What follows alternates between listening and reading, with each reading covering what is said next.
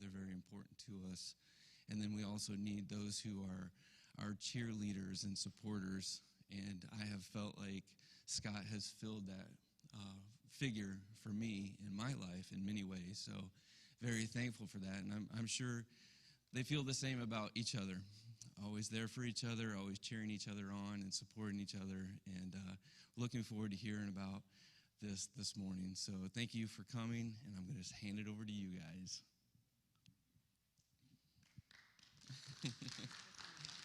Mm-hmm.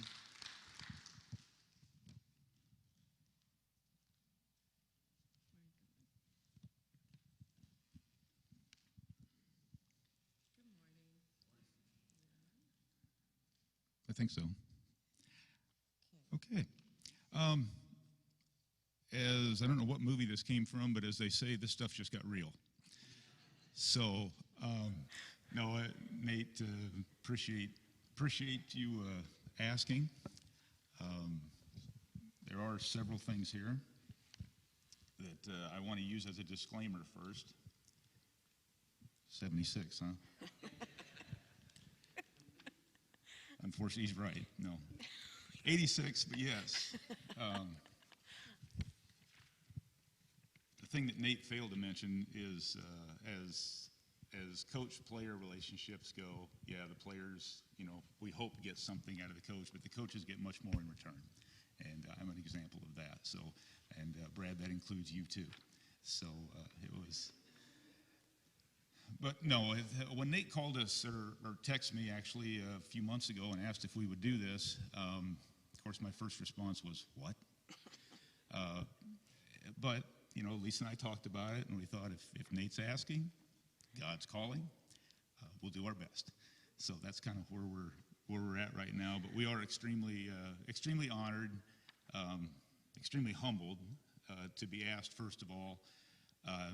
As I was anticipating who would be here this morning, I was thinking about the wide variety of ages, the number of years married, number of experiences that would be in the room this morning. And there's people sitting right down there in your seats that are far more qualified than we are to do this morning. So when he calls you, yes is the answer. Okay? But no, we hope to spend a few minutes this morning just trying to give you some glimpse into the life of Scott and Lisa Sharp. Everyone out here have your own stories, your own strengths, your own struggles that you've been through, and things that have made your marriages successful, no matter what stage you're in, and whether that means you're well into your years of married, or whether you're just starting out. So we're going to try to share some things with you this morning here. For those of you who we've not had the privilege to meet, we're Scott and Lisa Sharp. I always tell people I'm one of the most boring people at Grinnell Mutual, because I've been here. I grew up in Grinnell, went to school here in Grinnell, went to school for 4 years, came back, am still here.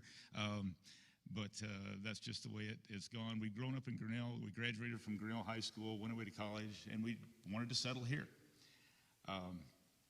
We've been blessed to be married for 38 years. Our entire married life has been spent here in Grinnell. And because of that, there's also a lot of people sitting in the audience today that have been in this community for a long time too. So you're there to keep us honest this morning for the next 40 minutes or so. So we can't get away with anything here. Just a little background, and we'll get into a little bit more of this as we go through this morning, but we do have 4 children. Very, very blessed to have had that happen. You'll hear the story about that later on. Brandon, who's 33, lives here in town with his wife, Sharia. They've got 3 kids. Morgan is 30 years old. She lives in Pella. She's married to a gentleman by the name of Blaine Forsyth, who was a pain in my side all his high school career, beating us most of the time. Not all the time. I still have a couple victories where he played that I still rub in every once in a while. Our middle daughter, Lauren, is 28 years old. She's single, lives in Des Moines or in Urbandale, works for Drake University. And then our youngest is Reagan. She's 26. That gets back to this 76, 86 thing that these guys were talking about. But she's 26, married to a gentleman named Kyle Greach, and they have a 2-year-old and a 4-month-old. So, they live in Brooklyn. So once again, we're very blessed that they're within an hour You figure 4 kids, spouses, grandkids, somebody's going to be a long ways away. And I know some of you have that situation. So we do feel blessed every day that we're able to have them that close. Yeah, I mentioned Lauren. I think you forgot 2 grandkids, though, that Morgan and Blaine have 2 grandkids. There you go. A 4-year-old and a 2-year-old. So we have 7 grandkids that we're blessed with right now, hoping for more. Always want more. But no, I know if we're live streamed today, I want to make this, if you need to ask questions or comments or things like that, or say, hey, that doesn't work, or this, what are you talking about? You're free to do that. We'll try to pass the mic, or I can repeat questions and things like that for the audience when they're out there. But I guess the overall feeling we have as a couple is that we've been extremely blessed, and God has been at work in our lives, whether we knew it or not at the time, or in what stage that is. But if we would, let's begin with prayer this morning, please. Dear Heavenly Father, thank you so much for this beautiful day and this beautiful facility and this group of folks who are here this morning to learn more about you and just help each other. Lord, Lisa and I each pray that you can give us the words to speak this morning that will help to make a difference in people's lives, just as we've had so many people make differences in ours. In your name we pray. Amen. And with that, I'm going to turn it over to my wife, Lisa, who is, when they coined the phrase, the better half, that's exactly what this is. And I would be remiss if I didn't say and use a sports analogy to start with here, but I don't know, a few years ago, I heard Coach Kirk Ferentz at Iowa talk about outkicking your coverage. That's exactly what I did. When this young lady and I got together, is I have far outkicked my coverage, and Brad and Nate can speak to that too. So with that, I'm going to turn it over, and she'll give you a little glimpse into our history here. Well, like Scott said, we're honored and humbled to be here. We don't, when Nate asked, we're thinking, we don't have a special story. We came when the Yoders were here, and that was amazing, and we're like, Anyway, so we, like he said, God was calling, and we try to answer. And we've always told our children, face your fears, and it's good to stretch and grow. So we're stretching and growing this morning. And we talked about how kind of nervous we are. And he's like, well, you talk in front of 900 kids and 100 staff members. And it's like, it's different. This is different. So bear with us, and please find grace for us. I'm going to talk a little bit about our history. My family moved to Grinnell from Kansas City when I was in 8th grade, March of my 8th grade year in 1976. So you could not have graduated then. A mutual friend, Scott was a year older than me in high school. I was in 8th grade, he was a freshman, and a mutual friend introduced us, and it took him 3 times to ask me out before I finally said yes. We dated all through high school. By the time he was a senior and I was a junior, we knew we wanted to get married, but we also knew that we wanted to be responsible and go to college and get prepared to be contributing citizens to our communities. So he went off to college my senior year, and that was in Dubuque, so it was 3 hours away. I finished my senior year in high school. Like I said, we dated all through that. He did come back to escort me to those dances and important times in my high school senior year. And then after I graduated, I went to a junior college in Iowa Falls, Ellsworth. So we continued dating and seeing each other. He played football, I played softball, and was a cheerleader. So every other weekend we would get to spend time together. And back then, believe it or not, we wrote letters to each other. So, and our children, a funny story, our children who've all gone to college, and if you haven't been through this stage of life yet, when they come home from college, they bring all their things and they dump it in your basement. So for Christmas, they gave us a gift where they would rent a big dumpster, and they would come one weekend, all 4 of them and their spouses, and help us clean the basement out. Well, when they were cleaning, they found our letters. to each other. So we did not let them read them. They were clean, but still, that's between us. So the weekend that I graduated from Ellsworth, he proposed. He still had his senior year to finish, so I went and got a couple jobs. I worked at the University of Iowa Hospitals as a nursing assistant on their neurological floor, and then I also worked at a group home, which was really what my passion was. I worked with young kids that had disabilities. They were all nonverbal, very developmentally delayed. There was a brother and a sister, and they became a big part of my life and his life at that time, and they even came to our wedding, so that was a big blessing. But he finished his senior year. We got married that June after he graduated in May.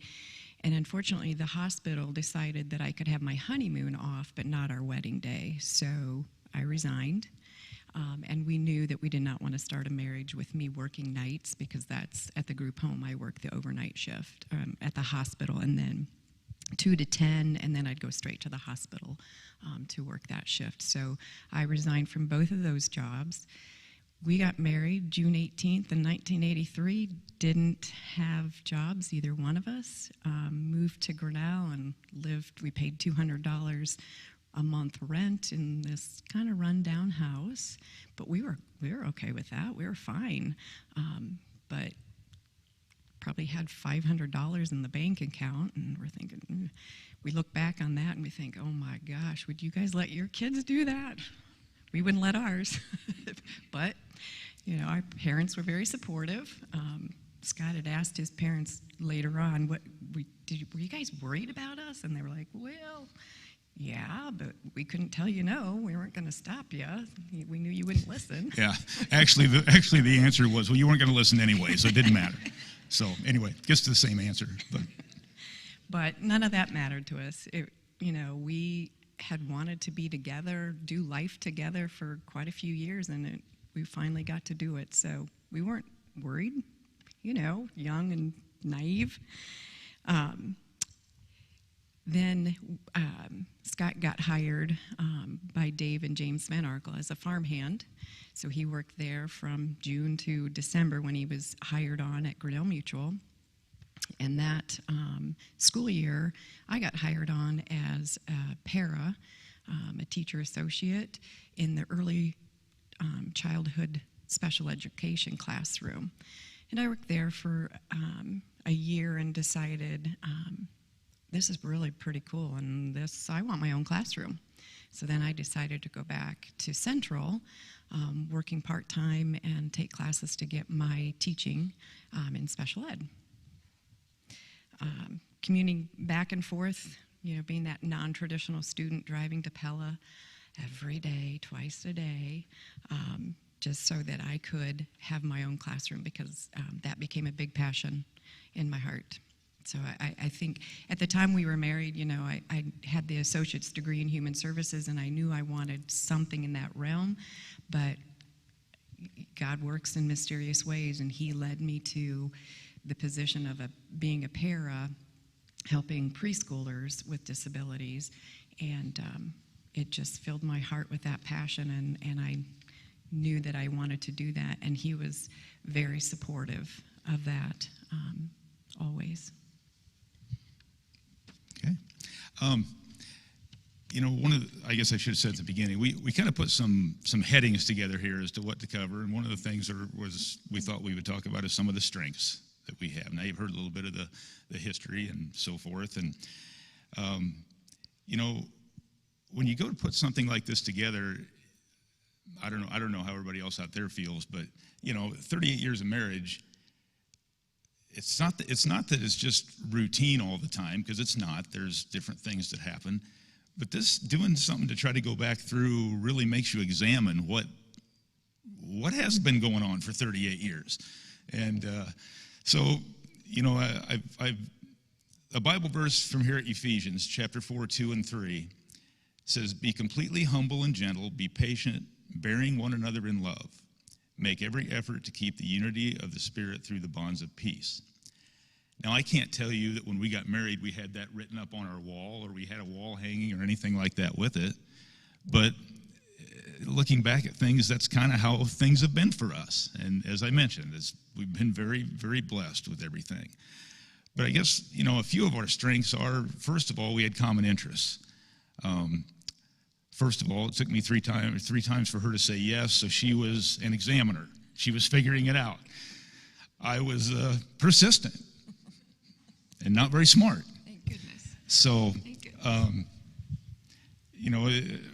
Athletically, we were involved in sports and different things, just a lot of different types of sports, but the common thread was we like to be active.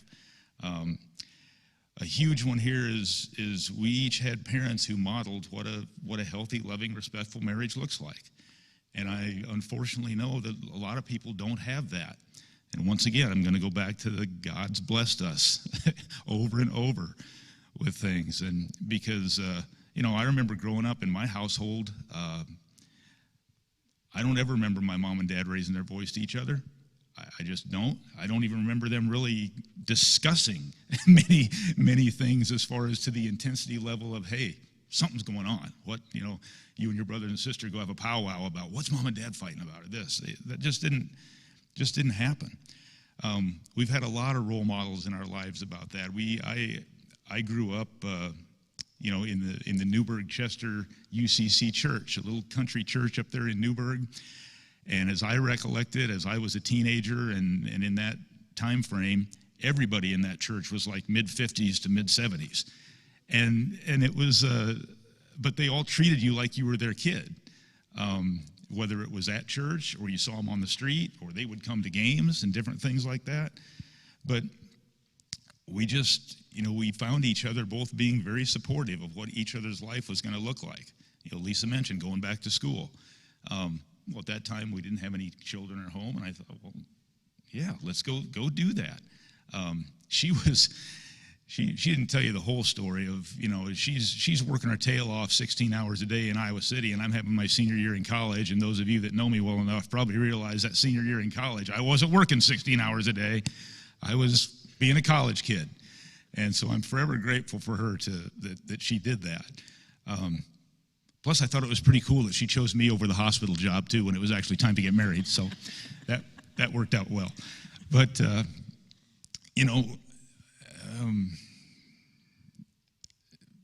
she wanted to be a teacher, and I thought that's where her gifts were there back then, even. And that's turned out really, really well. All of a sudden, I had the opportunity to be involved in not only working full-time at Grinnell Mutual, but also being in the coaching realm, being able to still hang out with kids and coaches at the high school and so forth. And even back when I wasn't sure I could do this, she was right there behind, patting me on the back, saying, yes, you can do this, you can do that. So being an encourager to one another is also, I think, a key rock in the foundation. And supportive of the time it takes to try to do things well. I mean, right now she's been an administrator in Newton for, 13 years now. Administrators pretty much spend their time running around putting out fires during the day, and then there's 500 emails from 100 staff people that she pretty much does from 7 p.m. to 10 p.m. most every night. And that's just the way it goes. But then also, there's plenty of coaching situations that happen with practices, games, different events and things like that if you don't have the strong support of your spouse in whatever vocation you're in, that's going to be an issue. But I'm very, very thankful that we're able to help each other that way.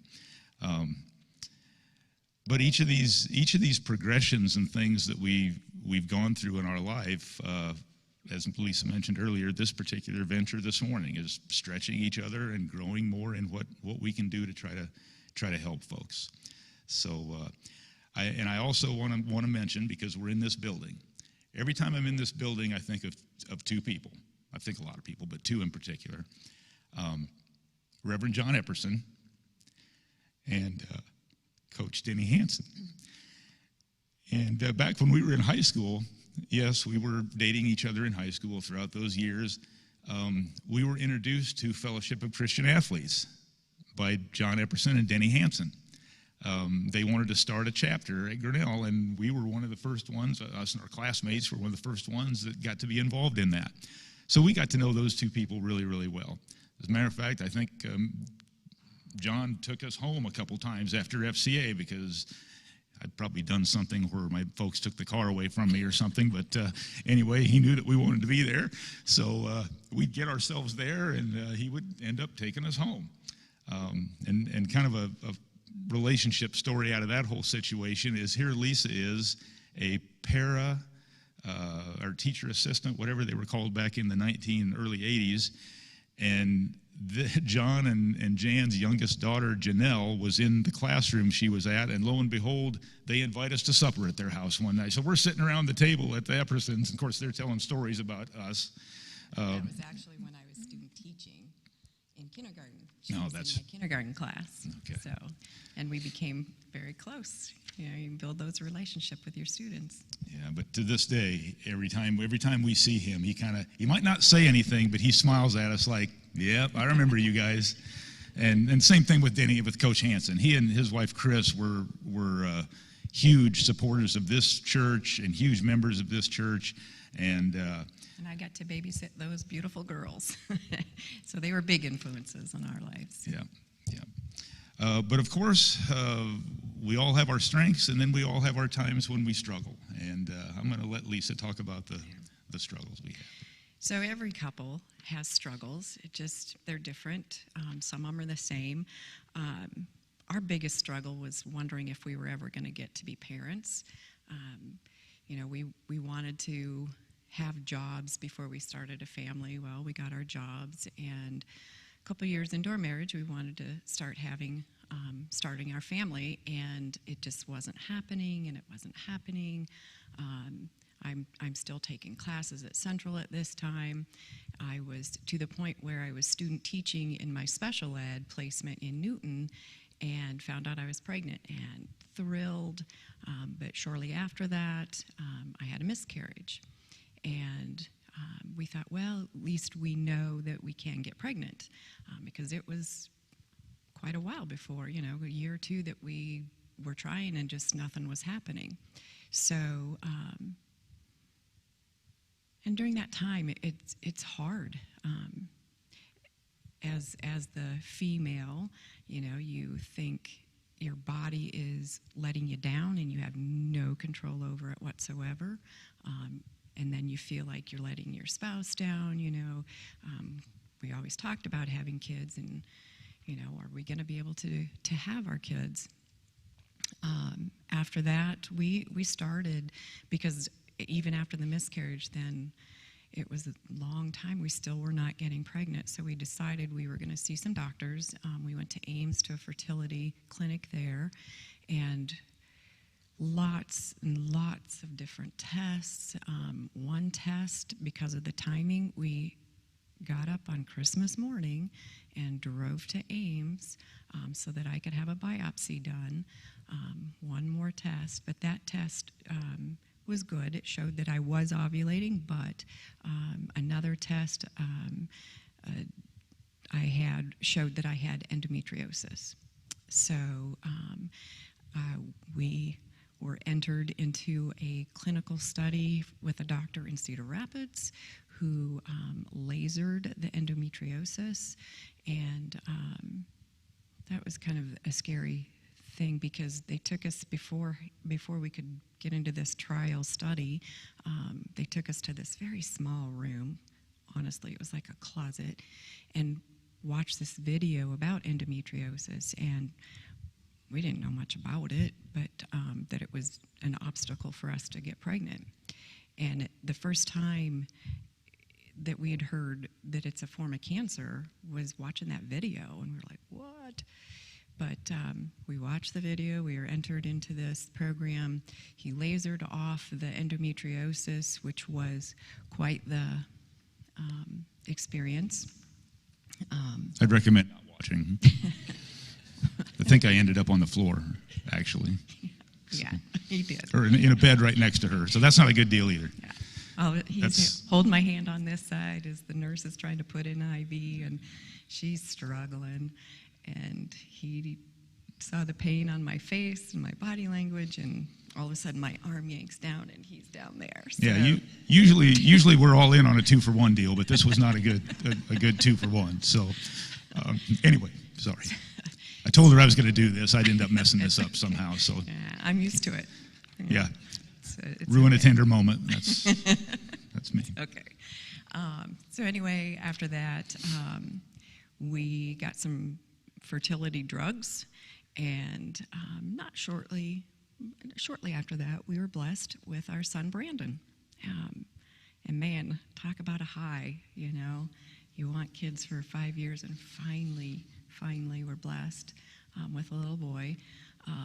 And again, when my water broke, we both continued our sports. We both played softball. He played fast pitch. I played fast pitch. We played on a couple different teams each, and plus then we played on a co-ed team. But we were at one of his doubleheaders in Linville, and I'm like, during the first game, I think my water broke. Well, did it? I don't know. Yeah, I'm trying to be empathetic. Did it or not? Do I get to play or not?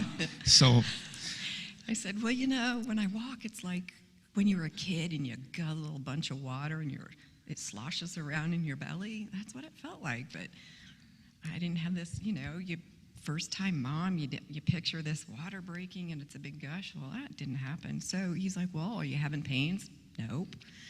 Why don't you play the second game and I'll let you know.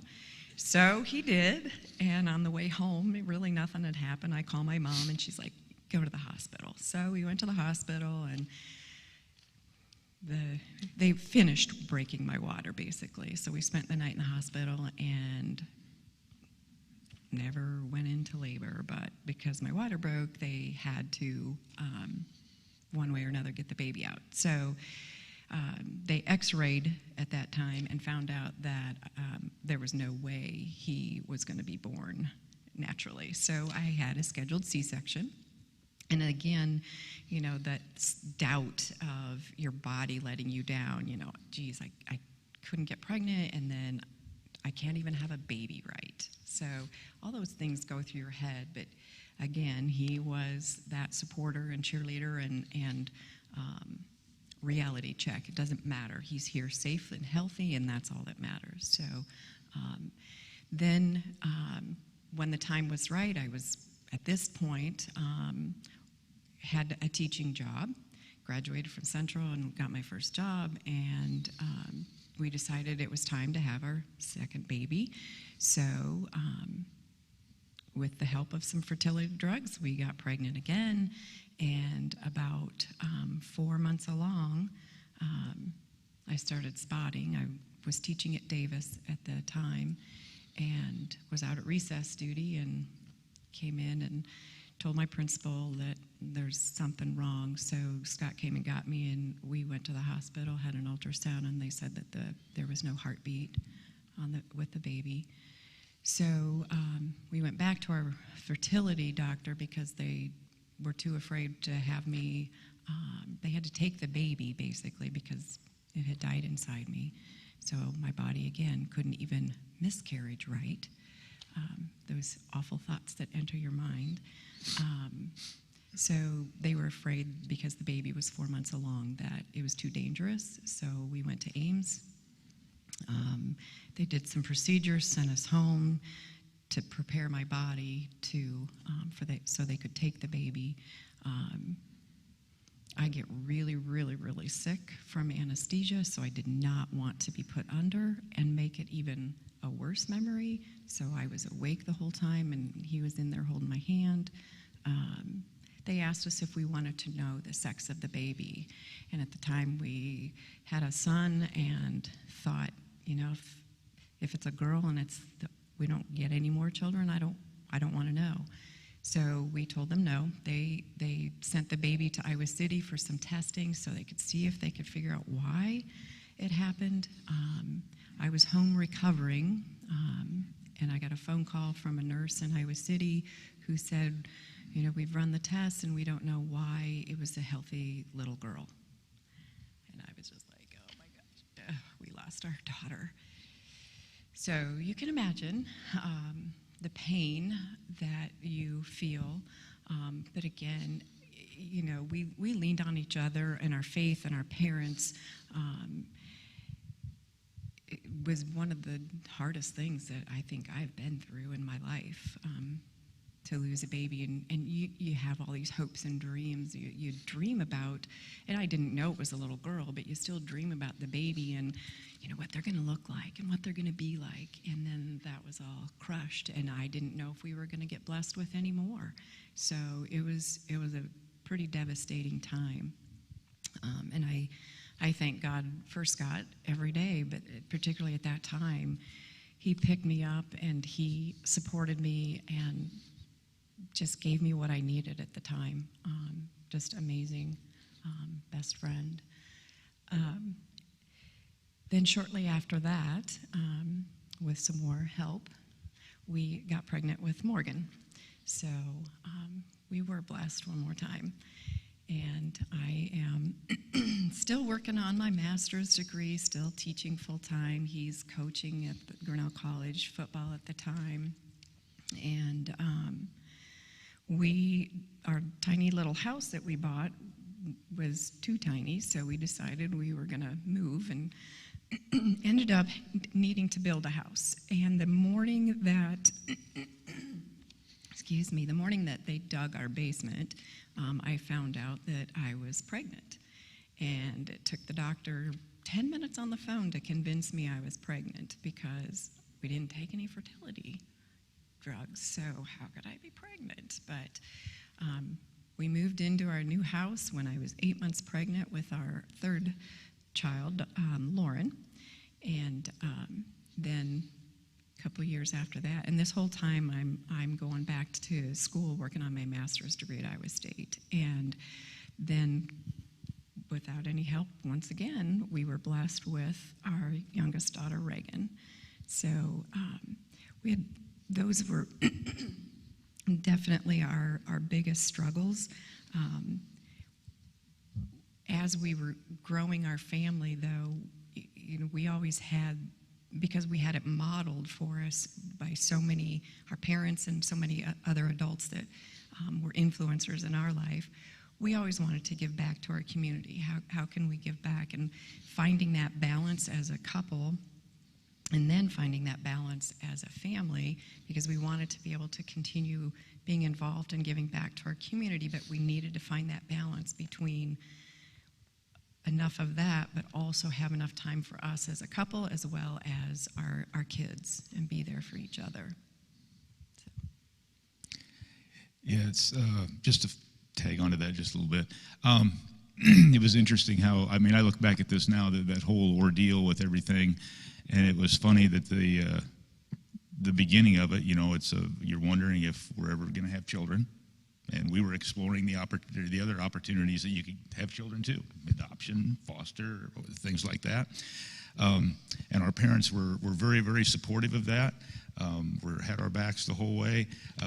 But then by the time we got to the fourth one, I remember telling my folks after we announced to them that, you know, this was in the 90s. We didn't do reveal parties and things like that. So the reveal party was us just saying something to our folks, and they were like, "What?" But no, I remember after that, my dad looks at me and goes, "Well, you know what causes that, right?" I mean, here we've gone from one end of the spectrum here of are we ever to, okay, shut the faucet off. But anyway, I just get a kick out of that. Like I said, it's a little strange for me, but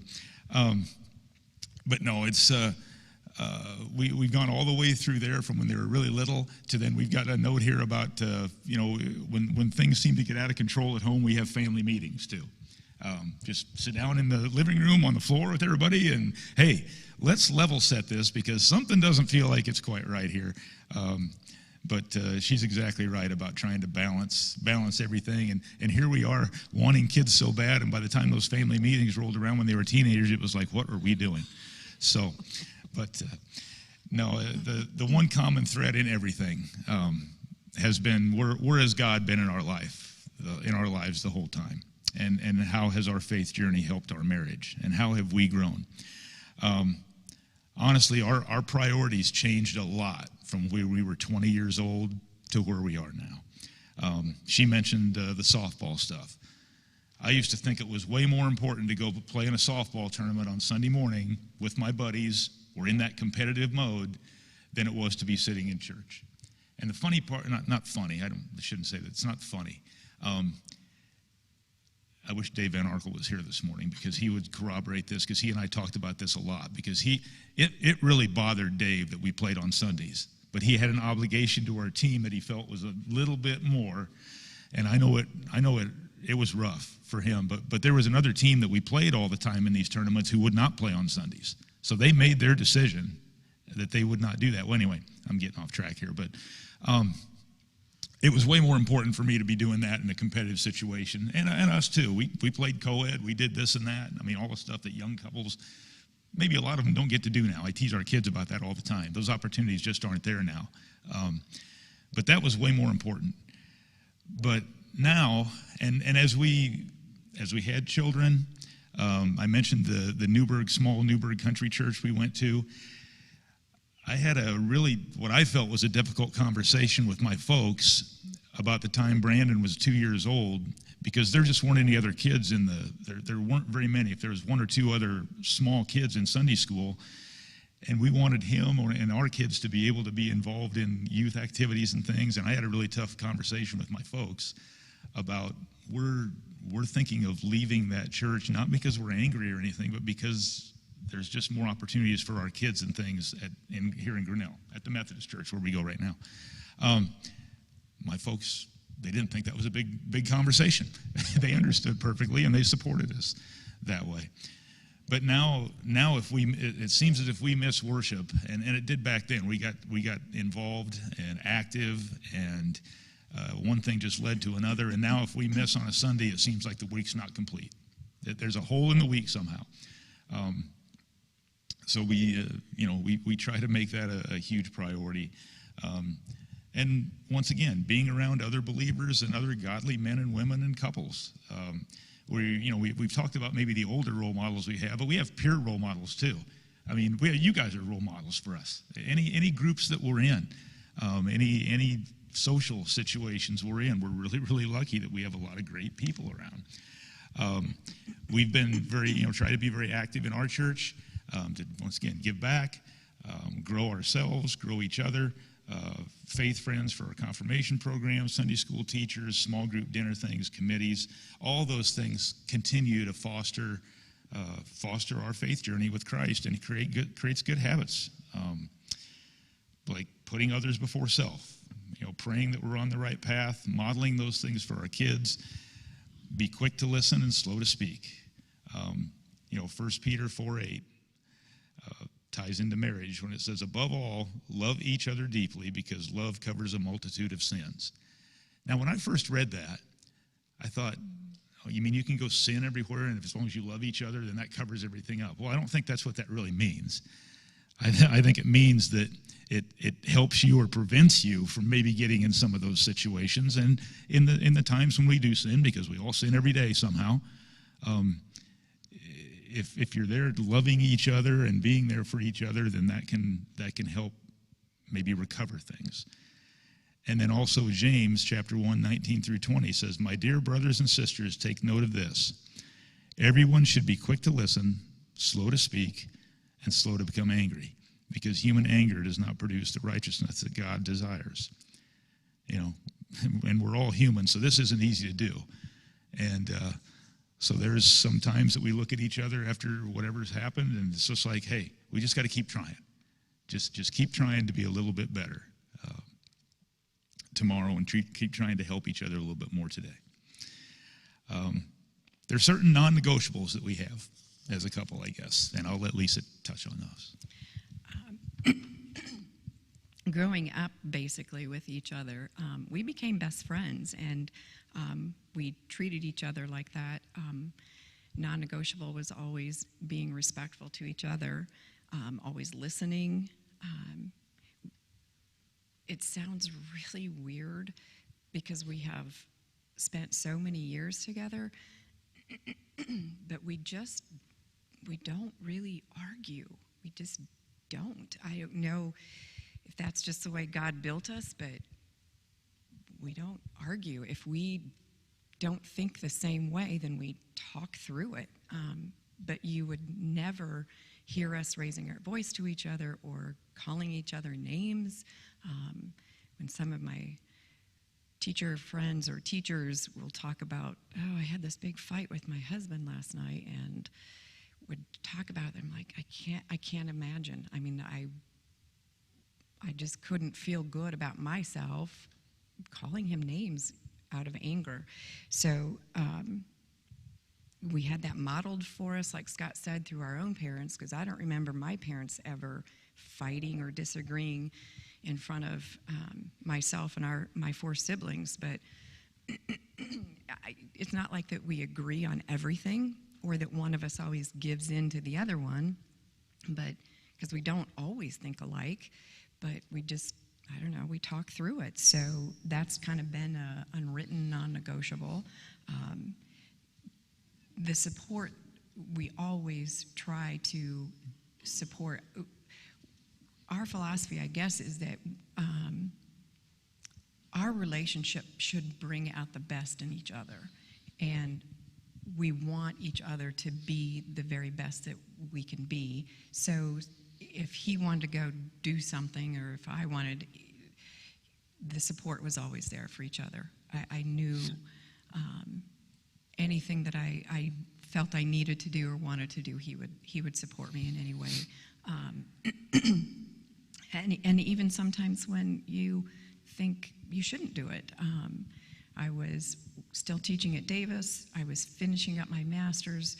We had our 4 kids at that time, and yes, it took me an extra year to finish my master's, having 4 kids, 3 kids along the way. Brandon was already here once I started, but I was teaching at Davis, and we had just lost, he was one of our high school teachers, and he asked Scott to coach sophomore basketball. So he had been coaching with Steve Kriegel, and he and his wife just became our friends.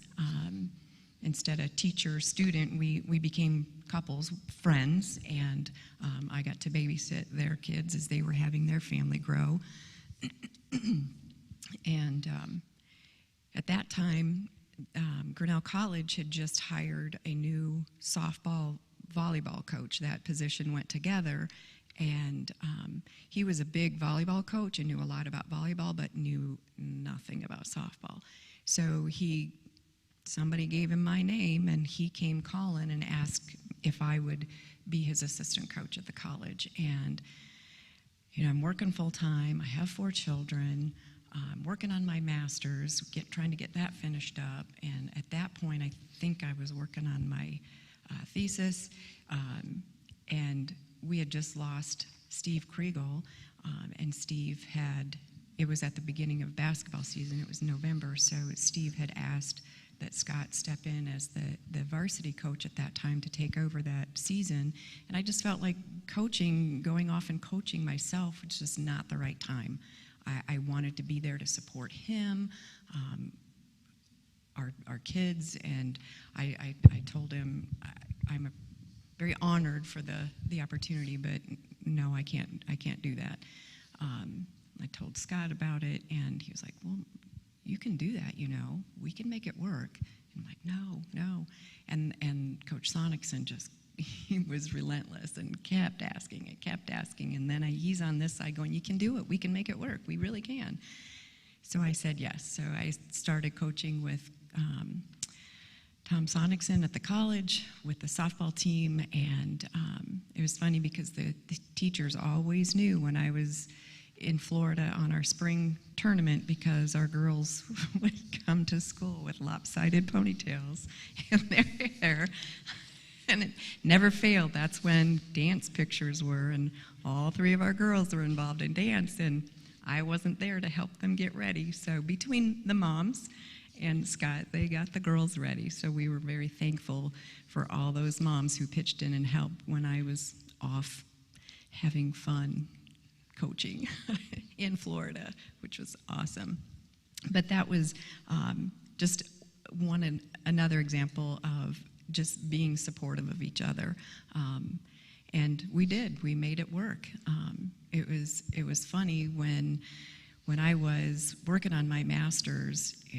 Here's a farm kid who, farm moms are pretty amazing people. They're great cooks always. They're hard workers. They do the laundry. They take care of the family, just like his mom, Norma, did. And so when I'm studying and doing my research and trying to write my draft of my thesis and drive to Ames and back again and still teaching and working and doing all that and raising our kids, he learned how to cook and he learned how to do laundry. And he's good. Don't let him kid you. He's a good cook. We're not going to define cook. We're going to say provided food on the table. We're not going to say cook. But it's, those traditional roles that way back, they've changed a lot now, the philosophy, but we don't have defined roles that it's your job to do this and because you're the man, and it's your job to do this because you're the woman. We are a team, and that has always been a non-negotiable. Maybe it's the athletic background in both of us, but we know what it means to be a team member and a teammate, and we say that all the time. We're a team. We're partners in this, and we learned very quickly with 4 kids that we better be a team and be on the same page, or they're going to pit one of us against the other in trying to manipulate us to get whatever they want. So that was a non-negotiable that we always, especially when parenting, that we had to be on the same page. You can tell your joke about when the kids wanted to go spend the night. It's not a joke. It was a fact. Yeah, I know it's a fact, but no, they would come to me if they wanted to go spend the night. If they got invited to somebody's house, Lisa had more of a tendency to survey the situation and, well, is it a good time? What do we have going on the next day, and this and that, and that would determine whether you could go spend the night or not. Dad's take on that was it was extra vacation for Mom and I. So yes, you're going. If they invited you, don't disappoint them. You go, and it all works out well. And they didn't know anything about that until just when they were adults, and we come over and talk about it afterwards. But I looked at them. They said, "Yeah, you're a pushover." Oh no, I just got extra vacation. So thank you. So they always went to him when they wanted a yes about that. The other thing that was a non-negotiable was our kids were very active. They all played 4 sports. And as if you have children that were athletes, you know darn well that just because it's basketball season doesn't mean that's the only sport they're playing. Brandon was very passionate about basketball, so even if it was baseball season, he was playing basketball, and we were traveling around. Lauren was the same way. Passion was basketball. Reagan and Morgan, it was volleyball, so they played club volleyball, and we went as far as Arkansas for Brandon and Colorado for Reagan. So, but as they were growing and we saw how busy everybody was, the 6 of us, because we had our gig too, but a non-negotiable was Sunday nights were family night. You were not allowed to schedule anything with anybody. Nothing took priority over our family night on Sundays. And we would play board games, or we'd take turns picking out movies, and we'd watch movies together and pop popcorn and put M&Ms and hot tamales in it and just spend time together. We also started, when they were in high school, the older ones, we started having breakfast. I'd get up early on Fridays and I'd fix breakfast, and we'd start Friday mornings with a breakfast together. And those times were extremely important because we wanted our children to be grounded in family, make sure that they understood that family is important and family should come first, along with God. So those were non-negotiables, and the kids, if they were here, they would back me up on this. He wins the award for picking the worst movies for family night. Always. And they don't let him live it down. When they were growing up, they were so busy, and we were still coaching. I coached at Grinnell College for 7 years. I gave it up when I left Grinnell, teaching kindergarten through 2nd grade special ed, to go to middle school at Newton. What was I thinking at that time? But it's worked out. It was another one of those God things. But as they were so busy, we didn't have time to take family vacations. We took 2 family vacations when our kids, before they graduated from college, 2, because they were all playing sports. And back then, I remember one summer, Morgan, she was a freshman maybe, and she was playing on varsity, and they made it to state that year, and I was back to work already. I was an assistant principal at the middle school at that time, and had to take time off to go watch her at the state tournament. They didn't have that dead week that they had this year, which was amazing. Best thing ever for families and kids. But so we never got to take a lot of vacations with our kids when they were growing up. But the cool thing now is we must have done something right, because our kids' family is important to them, and we started doing family vacations with our grown and adult children. And at the time, their significant other, now their husbands, came with us as the families grew. Then they started having their own kids. We would take the kids, and then the last couple of years, because we've had a couple, a 4-week-old, or, like Carson this year was just 3 months old, we now do staycations. The kids call them staycations, and they all come to our house. And our youngest, Reagan, is the activities director, and she plans this itinerary of games, and she divides us up into teams, and she pretends she has a mic and introduces each of the team members, and even the grandkids get put on a team. So, and we just spend a long Friday through Sunday together and have a blast enjoying each other's time. So we, again, feel so blessed that our kids enjoy spending time with each other and their spouses now, and then with us as well. They don't mind hanging out with us old folks. So we are extremely blessed. We also a non-negotiable with our kids in trying to instill that God should be a big part of our lives, and was that it was a non-negotiable that they went to church with us. And they were your typical kids who fought us a few times, but they quickly learned, I'm way more stubborn than you. I guess that was preparing me to be a middle school principal. But they knew they were going to church, and then when they were old enough, they were going to Sunday school. So, and they all are faithful churchgoers now, and they are taking their kids to church. So, again, very blessed. Scott mentioned that we were involved in FCA when we were in high school, and we were blessed that he got involved with FCA that goes on at Central College.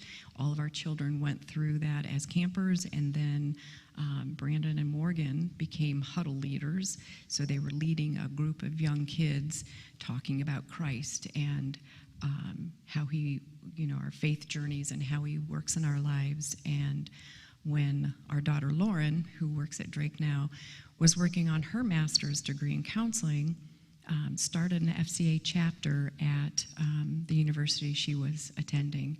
And, you just think, wow. You always pray that your children become the person that God wants them to be. And she touched a lot of lives. She grew that FCA, and even though she's left, it's still going strong. So, again, just very, very blessed.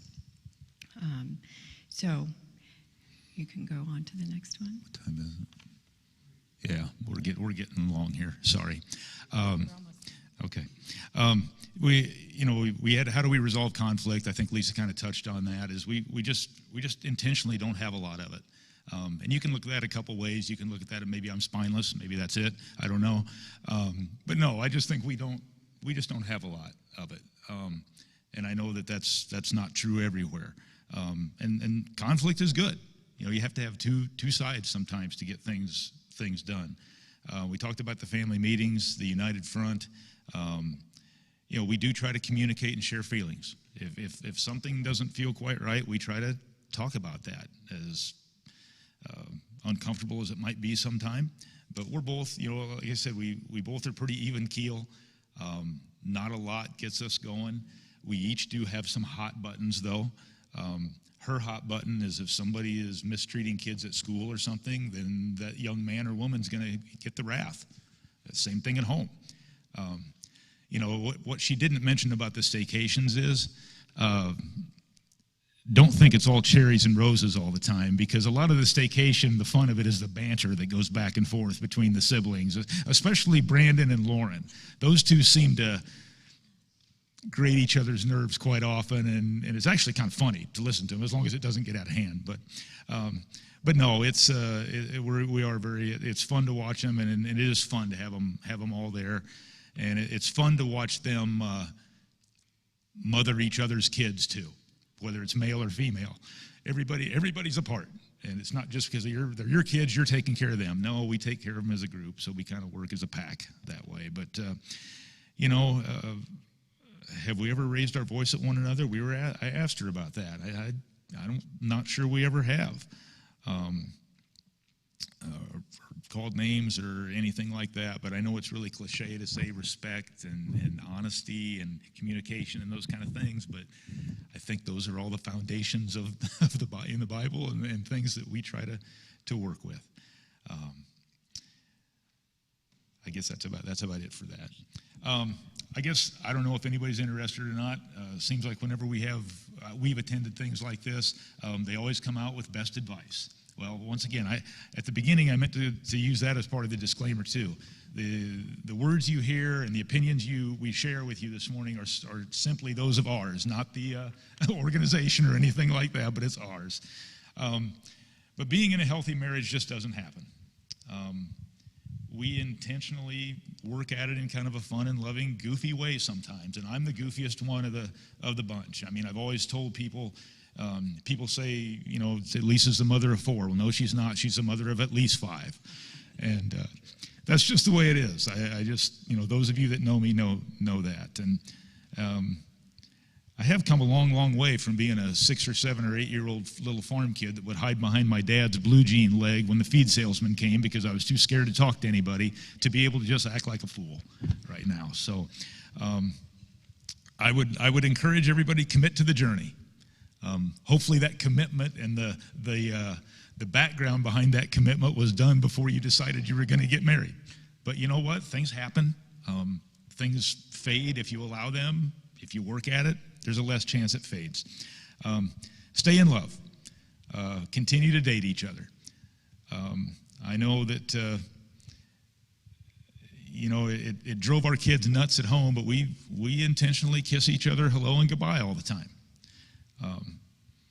Sometimes our kids think that I'm leaving a lot, but that's okay.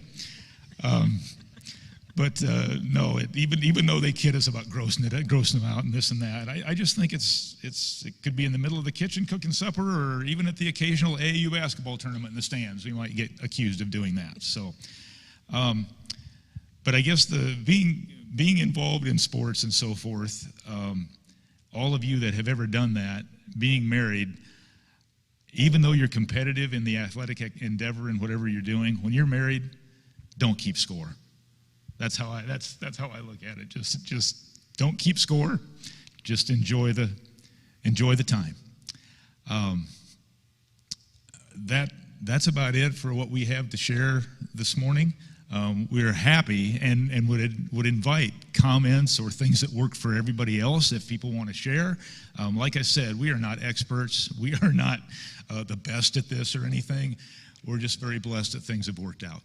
And it's because of the help of a lot of folks all the way through. And I joke with Lisa a lot about, you know, our kids doing this and these different people are this. And I happened to turn 60 in February. And that day I was like, what in the world? You know, I used to think that was a big number. and I guess someday maybe I better act like it is, but I don't, and I don't know if I ever will. Probably will never measure up to that standard, but I keep telling him I don't want him to grow up. I love him the way he is. well, and his kids do too. it's just where has all that time gone? And it goes by fast. So please, you know, there are people that have been married longer than we have sitting in these pews today. So please, don't be afraid to ask questions of anyone. But if anybody has comments or questions, we'd be happy to do that. I know Nate will probably close us in prayer, but I'd like to close this little session in prayer if we can, please. Heavenly Father, thank you so much for speaking through us this morning. Our hope and prayer is that there was just a small word or two that could help anybody that needs it in this room. And very, very thankful and thank you for the blessing of Nate and Skip with the Oxstrong program and all of these folks that have come here today and those that aren't here today that usually are or certainly are members of the group that come and go each month. And Lord, we're so very thankful that you're in our lives and that your grace is there all the time and that you love us more than we can even imagine. Lord, help us to use this time as best we can, continue the ministry of this group and continue your faithful love and grace to each of the people here and their families. In Jesus' name I pray. Amen.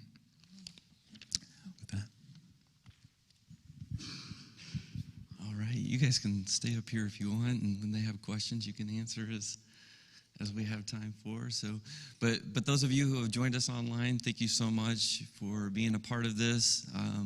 Let me just encourage you to take some time to reflect on what has been spoken on today and apply it to your life however God leads. So thank you, and we'll see you later.